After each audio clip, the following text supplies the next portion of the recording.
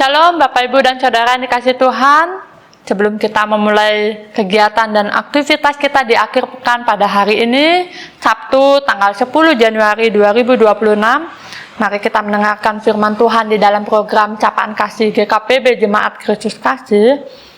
Biarlah firman yang akan kita baca dan kita dengarkan pada hari ini dapat memberikan kita sukacita dan menguatkan iman kita, sehingga kita boleh menjalani hari-hari kita dengan penuh ucapan syukur hanya bagi kemuliaan nama Tuhan. Tapi sebelumnya, mari kita bersatu di dalam doa. Bapak Surgawi, kami mengucap syukur Tuhan untuk pagi hari ini, untuk hari yang baru. Terima kasih ya Bapak. Sebentar lagi kami akan bersama-sama mendengarkan, membaca dan merenungkan firman-Mu Tuhan. Berkati hamba-Mu yang akan menyampaikan firman-Mu, berkati Bapak Ibu dan jemaat yang mendengarkan capaan kasih pada hari ini ya Bapak, agar mereka dapat memahami serta melakukan di dalam kehidupan mereka Bapak. Terima kasih Bapak, inilah doa kami naikkan hanya di dalam nama Tuhan kami Yesus Kristus. Amin.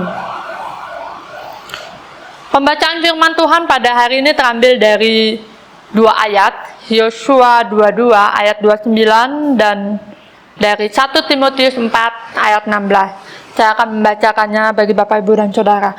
Yosua 22 ayat 29.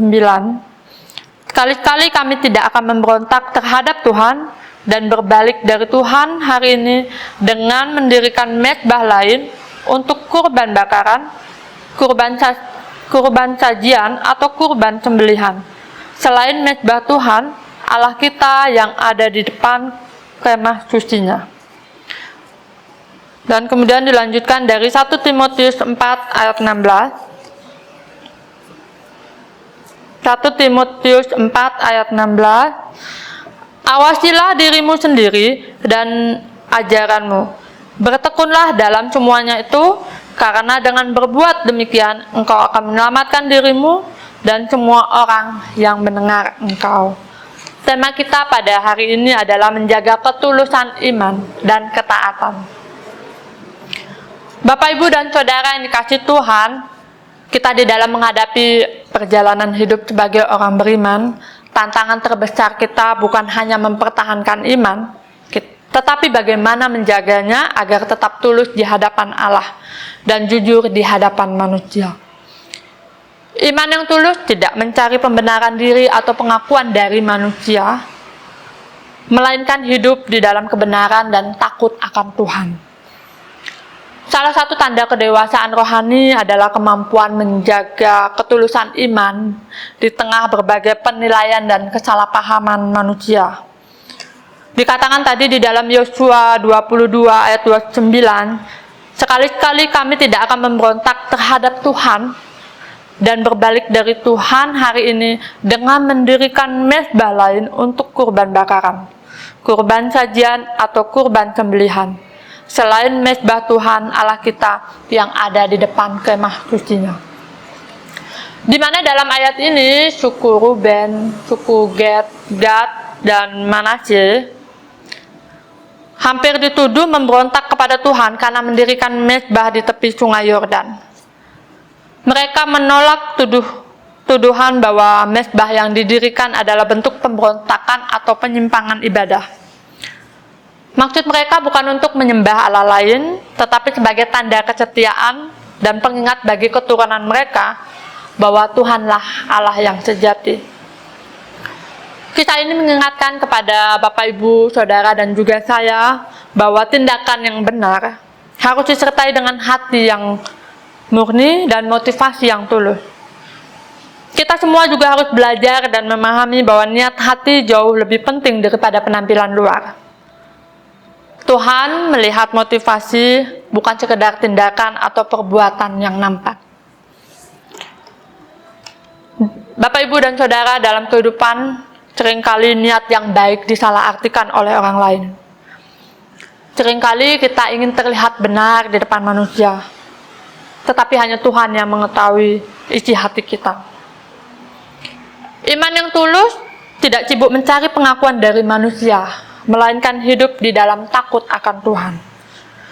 Namun seperti bangsa Israel, kita dipanggil untuk tetap teguh di dalam ketaatan, menjelaskan kebenaran dengan rendah hati, dan menjaga kesatuan umat Allah.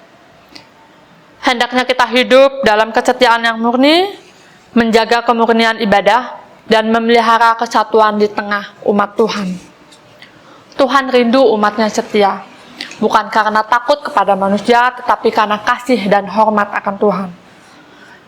Sementara itu dikatakan di dalam 1 Timotius 4 ayat 16, awasilah dirimu sendiri dan ajaranmu, bertekunlah dalam semuanya itu, karena dengan berbuat demikian engkau akan menyelamatkan dirimu dan semua orang yang mendengar engkau. Ayat ini adalah nasihat Paulus kepada Timotius, di mana Timotius adalah seorang pelayan Tuhan yang masih muda. Paulus menasihati agar Timotius mengawasi hidup dan ajarannya dengan baik. Nasihat ini menegaskan penting adanya keseimbangan antara kehidupan pribadi dan pelayanan.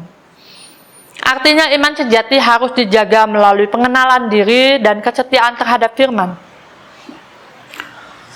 Seorang yang melayani Tuhan dengan sungguh-sungguh tetapi mengabaikan kedisiplinan rohani akan mudah terseret di dalam banyaknya godaan dunia.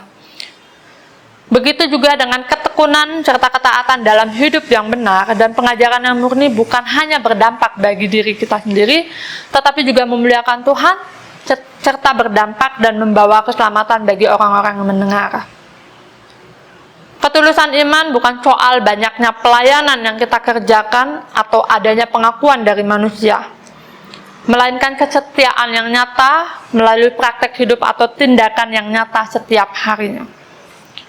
Bapak, Ibu, dan Saudara, di tengah dunia yang penuh kompromi, Tuhan memanggil kita setiap orang percaya untuk tetap setia dan waspada.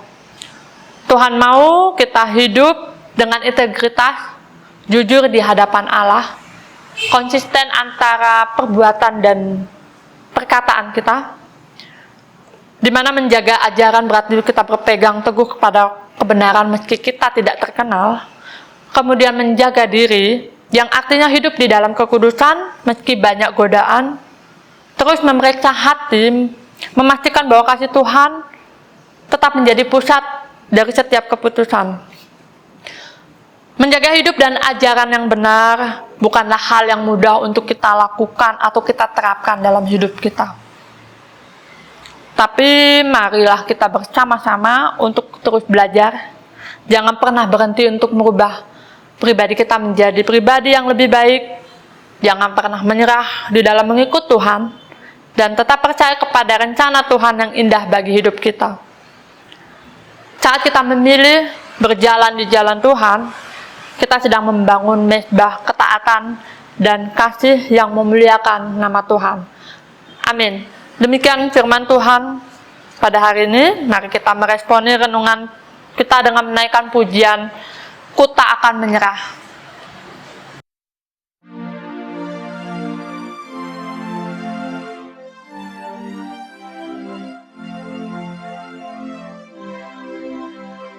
Dalam segala perkara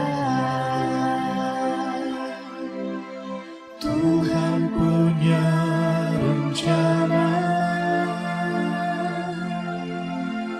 yang lebih besar dari semua yang terpikirkan. Apapun yang kau perbuat, tak ada maksud jahat, sebab itu ku lakukan semua denganmu Tuhan. Ku tak akan menyerah pada apapun juga, sebelum ku coba semuanya yang ku bisa, tetapi ku berserah kepada kehendak-Mu. Hatiku percaya Tuhan punya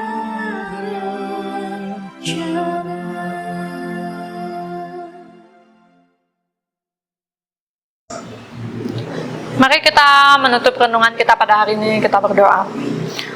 Tuhan Yesus yang baik, kami telah membaca, mendengar, dan merenungkan firman-Mu pada hari ini ya Bapa.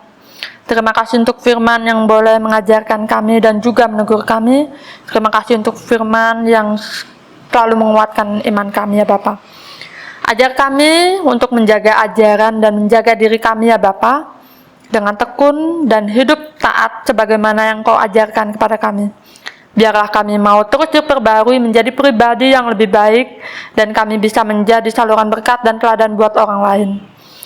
Kami mau menyerahkan setiap langkah kami kepadamu ya Bapa, dan kami mau berdoa buat Bapak, Ibu, dan Saudara Bapak yang mengalami pergumulan atau persoalan yang mereka hadapi Tuhan. Kami percaya bahwa Engkau tidak meninggalkan mereka. Engkau memberikan jalan keluar buat setiap persoalan mereka Bapak.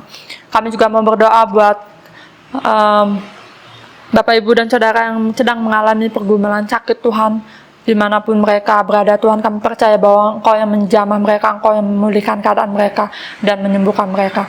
Terima kasih Bapa, kami mau serahkan setiap langkah kami ke dalam tangan-Mu. Hanya di dalam nama Tuhan kami Yesus Kristus. Amin. Terima kasih kepada Bapak, Ibu, dan Saudara yang telah mendengarkan sapaan kasih pada hari ini. Selamat menikmati akhir pekan bersama keluarga. Tuhan Yesus memberkati. Shalom.